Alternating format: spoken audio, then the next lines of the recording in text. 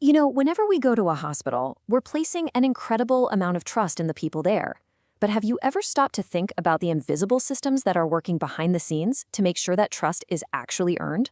Well, today, we're going to pull back the curtain on a process that is absolutely critical to protecting every single patient. See, at its heart, patient safety really boils down to trust. You have to trust that the person treating you isn't just qualified on paper, but that they're truly competent to provide the specific care you need. And that trust, it isn't just a feeling. It's built on a really rigorous, behind-the-scenes system of verification. So let's make this real for a second. Imagine you're about to have a complex surgery. You've met the surgeon, they seem fantastic, but how do you really know they have the proven, hands-on experience for your exact procedure? It's a huge question, and thankfully, there's a system designed to answer it for you. And the answer is found in this hidden safety net. It's this fundamental part of hospital governance that every single reliable hospital depends on. It's what separates a doctor who looks good on paper from a practitioner you can truly trust in the operating room. This system is called credentialing and privileging. You'll hear it called C&P for short. It's really a two-part deal. First, it verifies a doctor's entire background, their education, their licenses, everything. And then, and this is the key part, it authorizes them to perform specific procedures based on proven skill. This, right here, is the bedrock of patient safety. So to really get how this works, we've got to look at both sides of the safety coin, credentialing and privileging. They sound kind of similar, but they do two very different and very vital jobs to protect you. Okay, let's break this down. Think of it like a pilot. Credentialing is like getting a pilot's license. It just asks the basic question, are you qualified to fly? It's about checking your training, your license, the fundamentals. But privileging, that asks a much more specific question. It asks, okay, you can fly, but are you qualified to fly this specific jumbo jet right now? It's the difference between being a pilot and being trusted to command a massive A380. One's the foundation, the other's the specific proven skill. And here's the thing, you absolutely have to have both.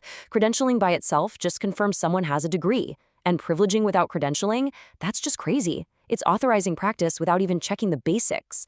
They have to work together to give you a complete picture of competence. So how does the safety net actually get built? Let's walk through the actual step-by-step process that a hospital uses to turn a doctor's application into a trusted authorization to treat patients. Okay, so it all kicks off with an application. Then the hospital does a super thorough verification of every single credential. After that, the doctor requests privileges for the specific procedures they want to do.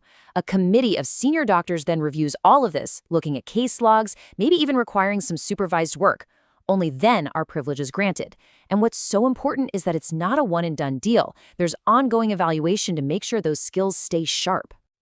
Now, obviously, putting a system like this in place takes some real effort. But the cost of not having one, or having one that fails, is just catastrophic. We're not talking about a simple administrative headache. We're talking about preventing absolute nightmare scenarios. When this C&P system breaks down, the hospital is looking at huge risks from 4 different directions. The worst, of course, is the risk to patient safety, medical errors that can change someone's life forever. But on top of that, hospitals can lose their accreditation, get hit with massive lawsuits for being negligent, and completely destroy the trust they have with their community. And believe me, the legal risks are very, very real. There are landmark court cases, like one called Darling versus Charleston Hospital, that established decades ago that the hospital itself is on the hook for making sure its staff is competent. It set a powerful precedent that shows just how big this responsibility is. All right, so now let's take this big global concept and zoom in on a specific, rapidly changing healthcare environment, Telangana in India. What's happening there is a perfect case study of why C&P is so important right now. This chart tells a really powerful story. In Telangana, you have hospitals that are accredited by the National Accreditation Board, or NABH. Think of that as a seal of quality. For them, C&P is a requirement, so they have high adoption. But then, look at the gap for the non-accredited hospitals. It's a huge drop.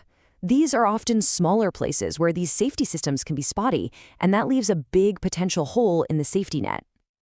So you might be asking, why is there such a big gap? Well, a few key things are going on. First, the main law governing these hospitals doesn't explicitly demand privileging. Second, a lot of smaller hospitals just don't have the money or the specialized teams to do it right. And finally, Sometimes it's just a simple lack of awareness. The hospital leadership just might not understand how critical these systems are for avoiding risk. But even with these challenges, there is a very clear path forward. For hospitals in Telangana, putting resources into CNP isn't just about taking a box. It's a smart, strategic move to really stand out on quality and build that rock-solid foundation of trust. The steps are pretty straightforward. Hospitals need to set up formal CNP committees. Even if they aren't accredited, they should use the national standards as their guide. They need to invest in training and technology and start doing those ongoing performance reviews. But honestly, the most important step is making sure the leadership truly understands the massive upside of having a strong system like this. So we end up right back where we started, with that question of trust. Now that you know about this hidden safety net, think about your own local hospital. If your life were on the line, how confident are you in their system for verifying their doctors? It's a question that is absolutely worth asking.